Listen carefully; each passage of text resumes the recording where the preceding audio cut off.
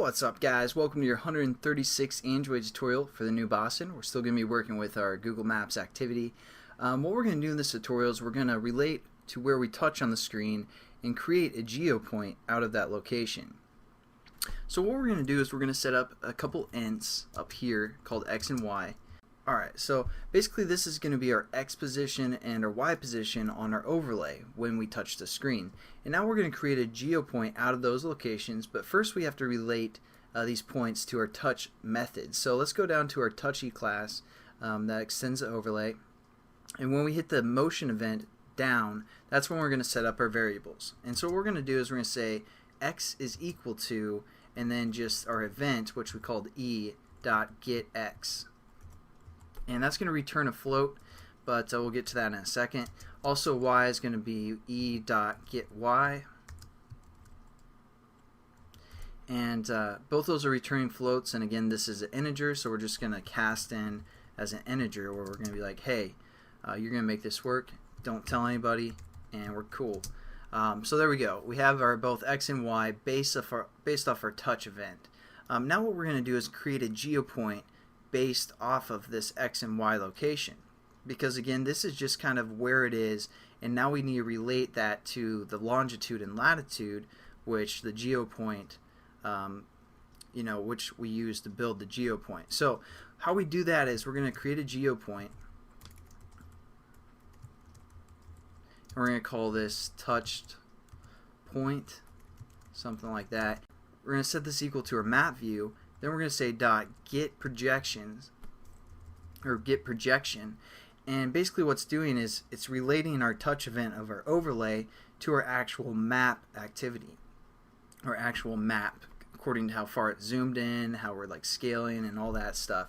So we're actually getting the projection of our map, and then what we're going to say is from pixels, because again we're working with the pixels, and this is going to be our X, and this is going to be your Y.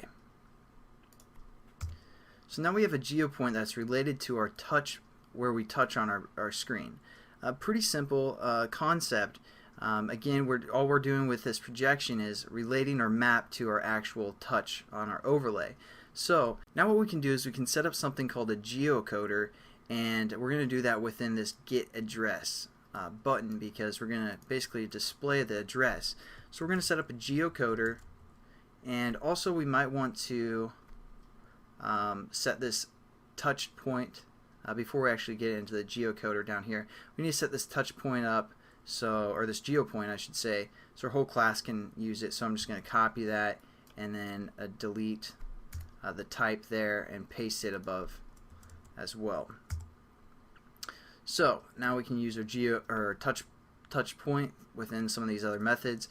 And now we're going to set up something called a Geocoder that's going to allow us to kind of access the address and all that good stuff. So we're going to say Geocoder, and we're just going to call it Geocoder or something like that. We're going to set this equal to new Geocoder, and within the parameters we're going to say get base context.